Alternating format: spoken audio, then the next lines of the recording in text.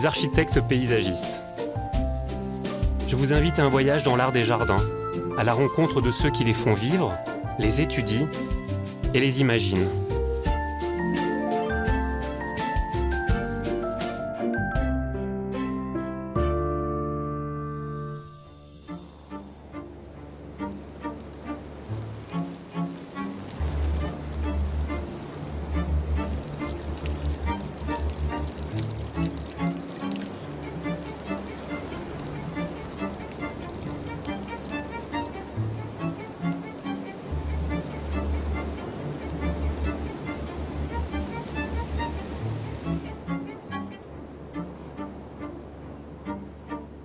En pleine mer Celtique, au large de l'Angleterre, se trouve l'archipel des Scilly. C'est sur l'île de Tresco, battue par les vents, qu'au début du XIXe siècle, Augustus John Smith, jeune idéaliste, décide d'implanter un jardin subtropical, le jardin de Tresco Abbey.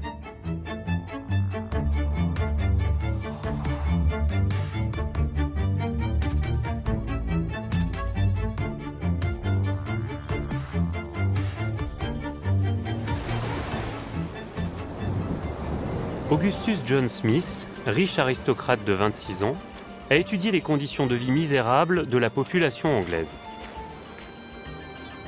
Proche des idées utopiques de son époque, il cherche à changer le mode de vie des plus démunis. Et les îles Scilly, isolées du reste de l'Angleterre, souffrent d'une extrême pauvreté. Le jeune philanthrope y trouve l'opportunité de réaliser ses rêves, dont le premier d'entre eux est de combattre la famine grâce à un jardin nourricier. Mike Nelhams est le directeur du jardin de Tresco Abbey. Il est fasciné par la vision qu'a eue ce lord en décidant d'implanter ici son jardin. Mike, quand même, quand on regarde ce décor, cette opulence, la richesse des plantes qui poussent ici, on a du mal à imaginer qu'au début du 19e siècle, il n'y avait rien sur cette île. En effet, c'est difficile de croire que c'était un site complètement nu. Mais assez rapidement, quand il a conçu son premier jardin, Augustus s'est rendu compte que les plantes pousseraient avec ce climat. Nous sommes à 48 km au large des côtes, dans l'océan, avec des vents forts, mais surtout, nous avons le Gulf Stream. Il ne fait pas froid.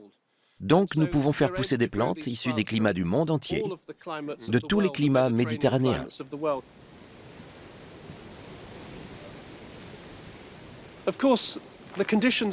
Bien sûr, en hiver, il y a beaucoup de vent et les étés sont très secs.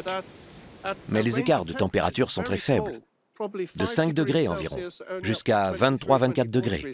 C'est parfait pour les plantes, car il y a une faible amplitude de température.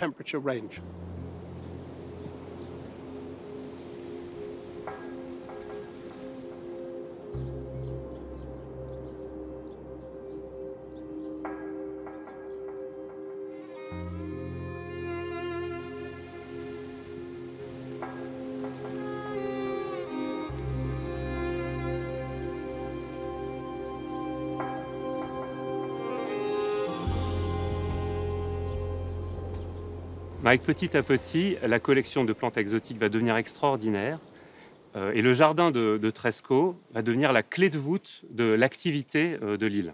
Le jardin se développe progressivement et Augustus s'est rendu compte qu'il pouvait vraiment faire quelque chose ici.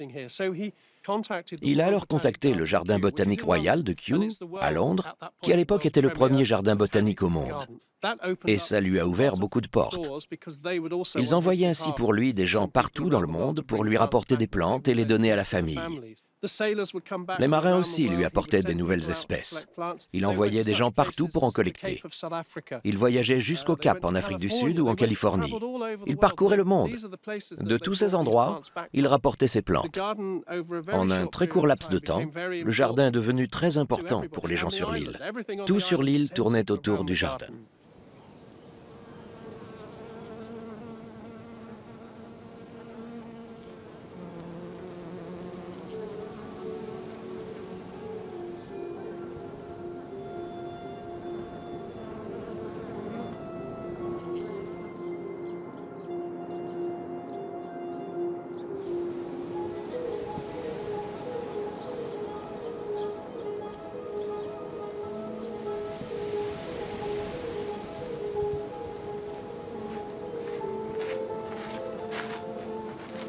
En 1834, Augustus John Smith, en concluant un bail amphithéotique de 99 ans avec la couronne d'Angleterre, a toute latitude pour mettre son projet en forme.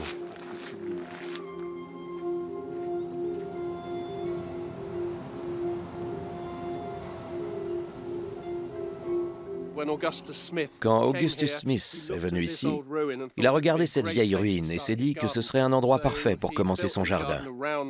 Il l'a donc conçu autour des arches pour lui donner une certaine structure et une forme. C'est agréable dans un jardin d'avoir une structure solide, qui ne soit pas juste des plantes. Autour, il a construit ce mur, un petit mur en forme de L. Il n'y avait rien autour et c'est devenu le premier jardin familial en 1834. Un jardin enclos. À quoi ressemblait l'île, à quoi ressemblait l'archipel avant son arrivée en 1834? Il y avait très peu de végétation sur ces îles. Il n'y avait que de la rocaille, des petites broussailles et des bosquets. Rien qui ait véritablement du potentiel. Il y avait des gens sur l'île, mais ils n'étaient pas en très bonne santé, car il n'y avait pas grand-chose à manger. Augustus n'était pas populaire quand il est arrivé. Les gens de l'île ne voulaient pas de cet homme qui arrivait de très loin, avec beaucoup d'argent, et qui leur disait quoi faire. Mais très vite, ils se sont aperçus que ce qu'il faisait était bien pour eux. Il a envoyé les enfants à l'école, ils étaient obligés d'y aller. Il a été le premier en Grande-Bretagne à instaurer l'éducation obligatoire. Il a construit des maisons pour les familles. Elles ont ainsi pu gagner de l'argent grâce à la construction de bateaux et à l'horticulture. Il leur a offert des emplois et un but. La dernière chose qu'a fait Augustus, c'est le jardin. Le jardin est sa toute dernière réalisation.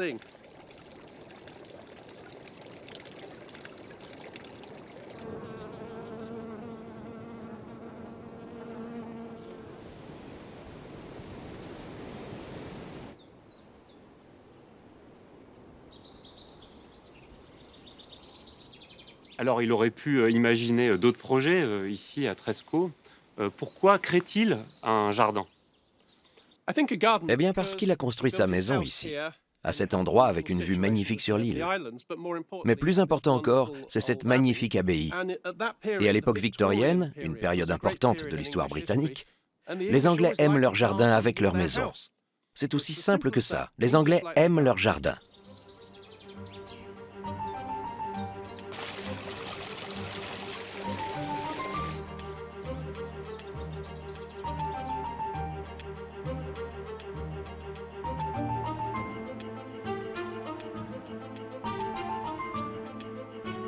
L'abbaye et le mur d'Augustus marquent le cœur du domaine.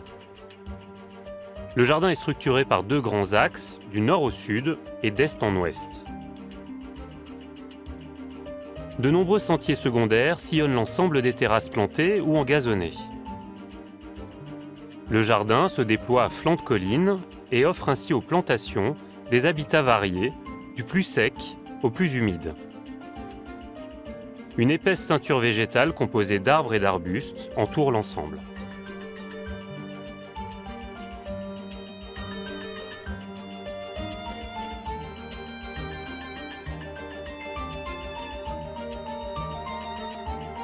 L'île de Tresco est soumise à des vents forts toute l'année.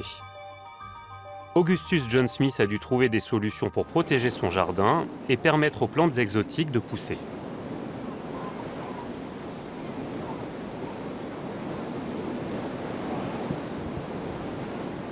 Andrew Lawson est le 6e chef jardinier de Tresco Abbey depuis la création du jardin il y a 180 ans. Andrew, lorsqu'on quitte le jardin, on voit bien comme le vent balaye le territoire. Quel est le dispositif qui permet de protéger le jardin de ces grands vents? C'était une des zones les plus exposées de l'île. Il y a une colline au nord qui la protège, mais si le vent vient d'une autre direction, c'est très exposé. Alors, pour faire pousser quelque chose, il faut l'abriter. Petit à petit, des rhododendrons ont été plantés pour détourner le vent et protéger les arbres qui étaient plantés ensuite. Il y a des cyprès, des pins, des chênes et des eucalyptus. Ils créent un microclimat et détournent le vent au-dessus du jardin. Donc c'est Augustus Smith qui va contribuer à créer cette ceinture et ces niveaux d'arbustes et d'arbres qui vont protéger le jardin. Oui, Augustus a eu l'idée.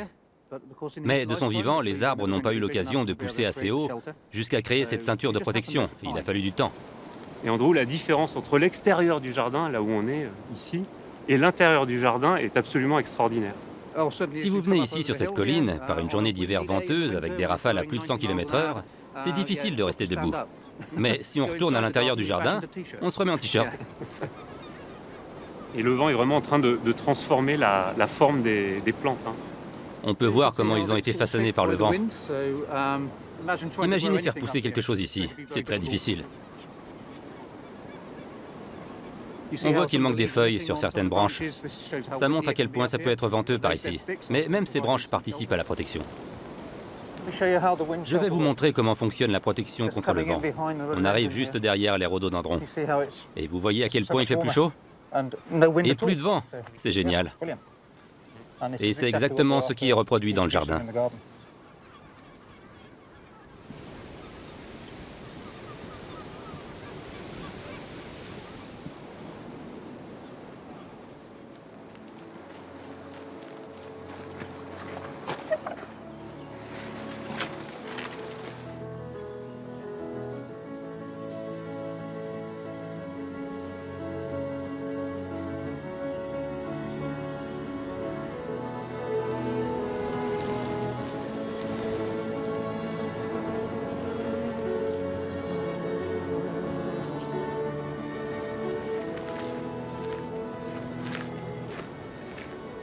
Andrew, cette allée, elle est vraiment identitaire des jardins de Tresco. On va retrouver ces rochers qui permettent d'accueillir des plantes et qui structurent le jardin, qui lui donnent sa géométrie. On a de nombreuses parties du jardin qui sont des murs, découpés dans le granit qui provient de l'autre côté de la colline. Ici, ce sont des plantes qui se sont propagées toutes seules. Elles n'ont pas été plantées ici. C'est elles qui se mettent où elles veulent être. Alors que les aéoniums, de l'autre côté du chemin, ont été plantés sur ce mur. On a une sorte de jardin vertical. Il y a aussi beaucoup de lichens sur les pierres.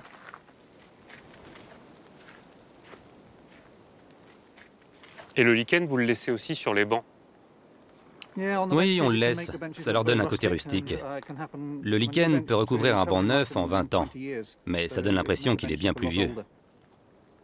Le lichen, il a vraiment besoin d'un air parfaitement pur pour pousser. Et c'est pour ça que quand il est là, on sait que l'air qui est ici est un air très pur. Et en plus, le lichen ne nuit pas au jardin. Ça montre que l'air est propre et qu'il n'y a pas de pollution.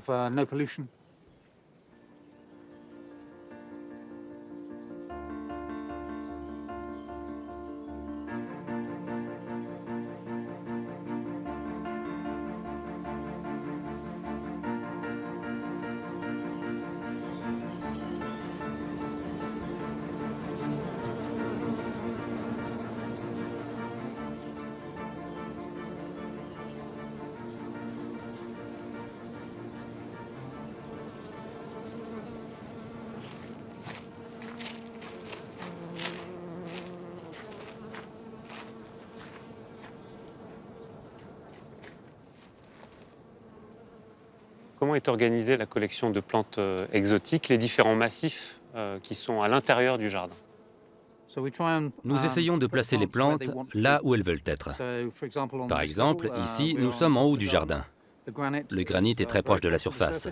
Il est seulement à 30 cm de profondeur. Donc les bordures vont être très sèches. Il y a plus de vent ici. Le climat est proche de celui de la montagne de la Table, en Afrique du Sud. C'est très bon pour la famille des Proteaceae. Ici, les Leucospermum cordifolium.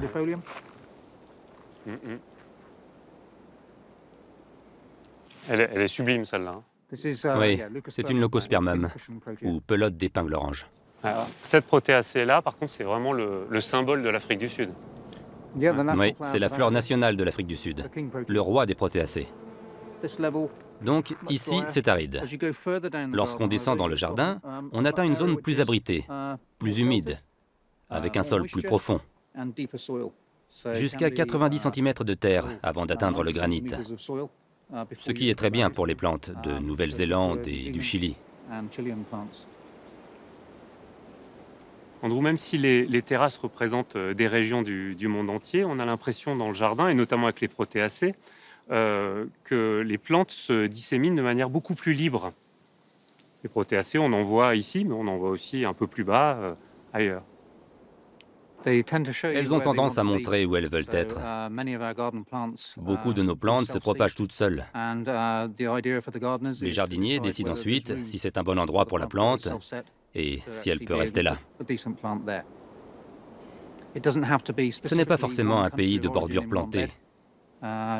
Si une plante est bien là où elle est, on la laisse tranquille.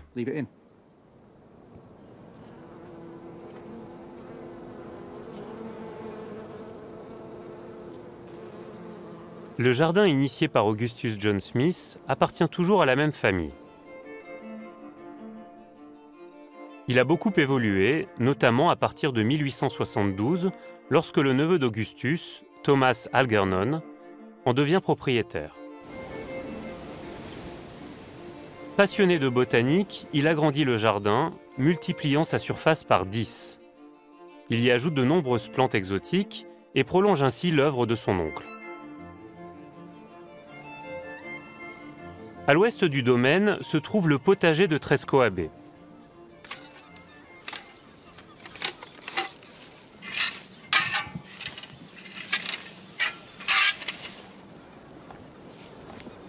Emma Langebury, jardinière, s'occupe de la production des fruits et légumes.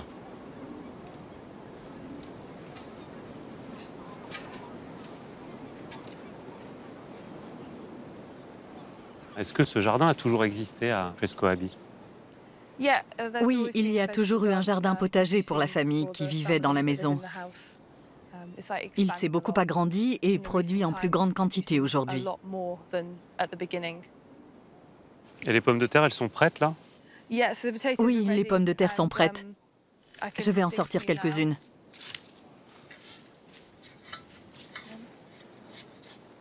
La terre, elle est superbe, hein? La terre est vraiment très très bonne et très meuble.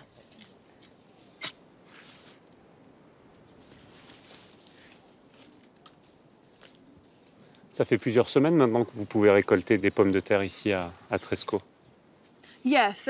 Oui, ici sur Tresco, la végétation a pratiquement un mois d'avance sur le reste de l'Angleterre. Et les rhubarbes, elles sont prêtes à être récoltées là? Oui. Là, ce sont des jarres pour forcer la rhubarbe. Comme le plant de rhubarbe cherche la lumière, il pousse vers le haut de la jarre. Ah ouais. Ah si, ça marche super bien. Tu peux voir les tiges ici qui sont roses, car elle a été forcée, alors que les autres ici sont restées vertes. Elles sont beaucoup plus vertes. Ouais. En fait, ce que vous faites, c'est que vous bloquez la photosynthèse avec les cloches en terre cuite. Vous allez forcer la pousse, donc elles vont commencer à grimper, à faire des grands pétioles. Et vous allez modifier la couleur, qu'elles sont beaucoup plus roses. La tige rose est beaucoup plus sucrée. Alors les Britanniques, ils adorent ça. Hein. Ils aiment vraiment la rhubarbe quand elle est extrêmement rose. Oui. Elles ont meilleur goût. Il est magnifique, ton potager, Emma.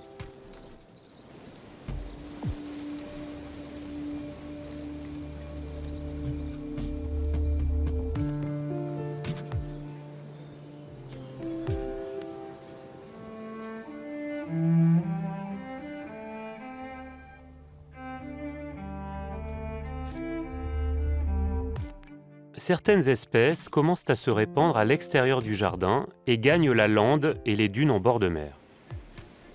Elles se retrouvent aux côtés des plantes natives de l'archipel et viennent modifier le paysage originel.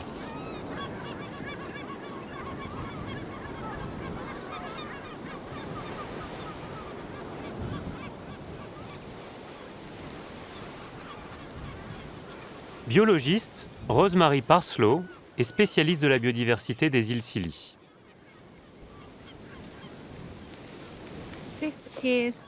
C'est un exemple typique de dune, un milieu naturel répandu sur l'île. C'est toutes les plantes en fait qui supportent bien les embruns, la mer, les vagues et puis surtout le vent. Oui. Les plantes ici doivent être assez robustes. Il y a des vents forts. L'île est très basse, pas plus de 50 mètres de hauteur. Le vent aplatit tout sur son passage. En hiver, le brouillard de sel recouvre l'île. C'est incroyable. Il recouvre tout. Les plantes doivent pouvoir supporter tout ça.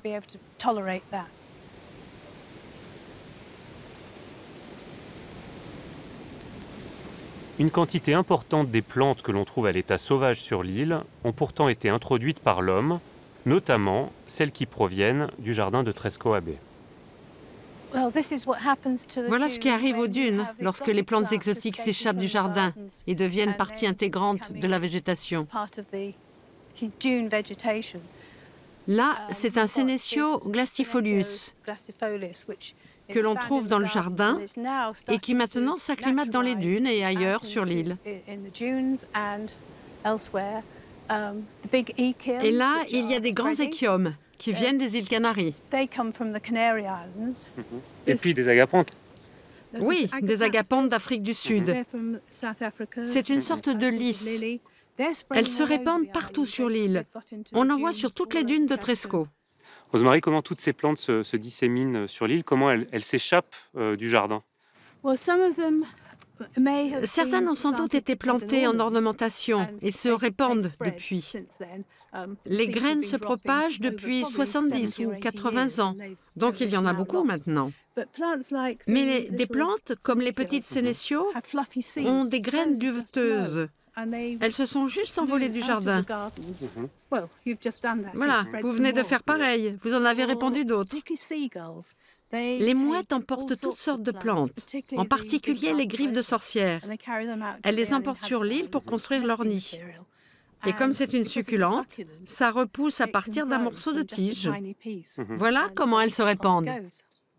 Rosemary, ce qui est frappant, c'est que toutes ces plantes qui poussent évidemment dans le jardin, toutes ces plantes exotiques, ici, elles s'adaptent parfaitement en dehors du jardin et elles s'échappent du jardin sans problème. Elles peuvent survivre ici parce qu'il n'y a pas de gel. Si vous les aviez en Angleterre, elles ne passeraient pas l'hiver. Mais ici, elles s'adaptent très bien. Si les plantes exotiques ne sont pas encore une menace pour la biodiversité de l'île, le paysage de Trescoe a cependant commencé à changer d'aspect.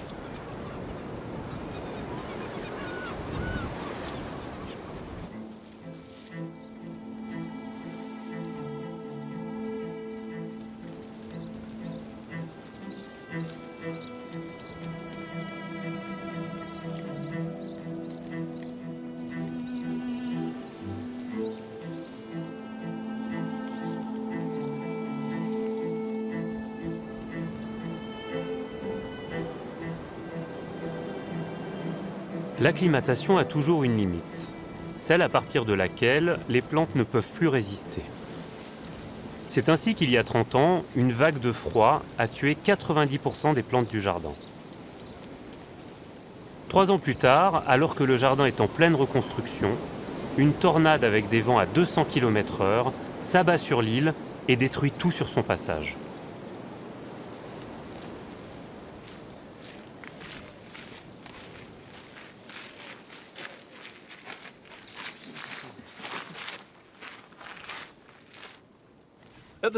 Au moment où c'est arrivé, pour un court moment, on s'est dit « Mais où est passé le jardin ?» On peut encore voir des traces dans le jardin aujourd'hui, des zones qu'on a laissées, et on a planté autour pour garder un souvenir de ce qui est arrivé.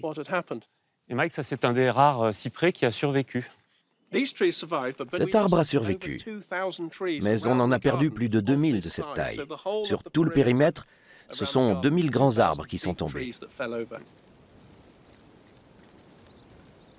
Chaque hiver, le jardin pourrait être détruit, que ce soit par le froid ou une tempête ou autre chose.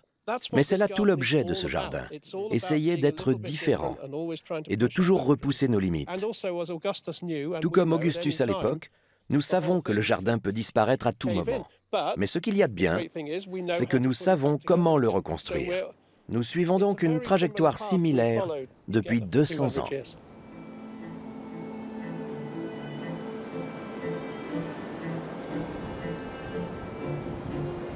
Ce jardin rescapé est reconnu comme un trésor par les jardiniers du monde entier. Sa beauté immédiate et son isolement ont participé à sa légende. De tempête en aléa, Tresco prouve au fil du temps son exceptionnelle capacité de résilience.